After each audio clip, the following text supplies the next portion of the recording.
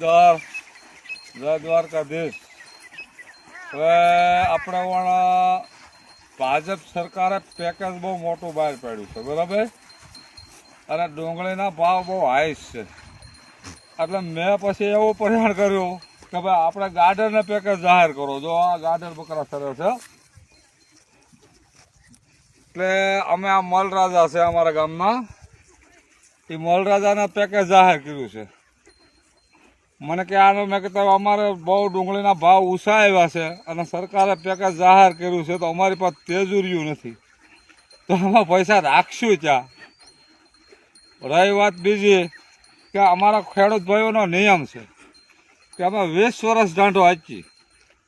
20 વર્ષ પછી એ દાંડાને અમે નાથમારો કાઢી નાખીએ અને એમને ગાડામાં લબડેવા કરીએ. એમ હવે અમારે 2027માં વિસાવદર તાલુકામાંથી જ પેકેજ જાહેર કરવાનું છે. જેમના મોઢે હોય એમનું પેકેજ વાળી દેવાનું છે, કારણ કે આ હવે હાવ કંટાળી ગયા છે. હવે ટાંટો કૌઠા થઈ ગયો છે.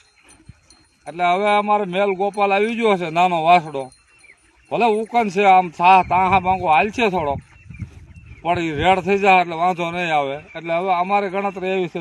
જો બતાવો, જો આ ખેડૂત મિત્રોને 500 રૂપિયા આપી અને બોલાવ્યા છે. આ મજૂર નથી, આ ખેડૂત મિત્રો છે ભાઈ. આમ નો કરજો, આ ખેડૂત મિત્રો છે. આ બહેનો છે ને એ મજૂર નથી. એટલે હવે આપણે ખેડૂત ભાઈઓને મજૂર નહીં બોલવાનું, ખેડૂત મિત્ર બોલવાના. એ આપણા ખેડૂત મિત્ર છે. આ જો એ કામે આવ્યા 500 રૂપિયા મજૂરી છે અને ટિફિન એનું સાથે લેતા આવે. એટલે આ પેકેજ બહુ સારું કામ કર્યું છે. એટલે 2027માં જેમનું મોઢું હોય એમનું તમારે નીકળી જવાનું છે. અટાણે અમારા મોટા ગમે ત્યાં વાયડુમાં ખોઈ ગઈ છે, ગમે ત્યાં ખોઈ ગઈ છે, કોઈને બતાવ્યા જેવા નથી રહ્યા. એટલે બીજી વાત કે અમુક ભાઈઓ ગોપાલ ઇટાલિયાનો વિરોધ કરે. ગોપાલ ઇટાલિયા, એટલે ભાઈ ગોપાલ ઇટાલિયા સારો છે. ગોપાલ ઇટાલિયા પાસે ક્યાં કાંઈ છે? 2000 લુગડા છે, બાકી એની પાસે કાંઈ શું હતું? એને તો 7000નું કીધું. ઓલો ભાઈ એક કે આમથી કે એટલું અમારો ખેડૂત વેચને તો ત્યાં હું રજીસ્ટર ખેડૂતનું કરાવી લીધું છે, તો તારા ખાતામાં છે બધા ખેડૂત છે, ખેડૂત વેચી નાખ્યું. ગોપાલ ઇટાલિયો સારો છે, એનો વિરોધ કરવામાં.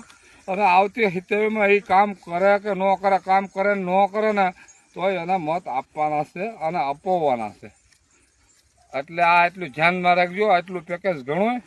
જો તમે સર ખેડૂતનું લેણું માફ નહીં કરો તો તમારે હિતેમાં પેકેજ ત્યારે જ કરેલું છે. વિસાવદર તાલુકામાંથી જ બધું જે થાય છે એ થાય છે, બરાબર.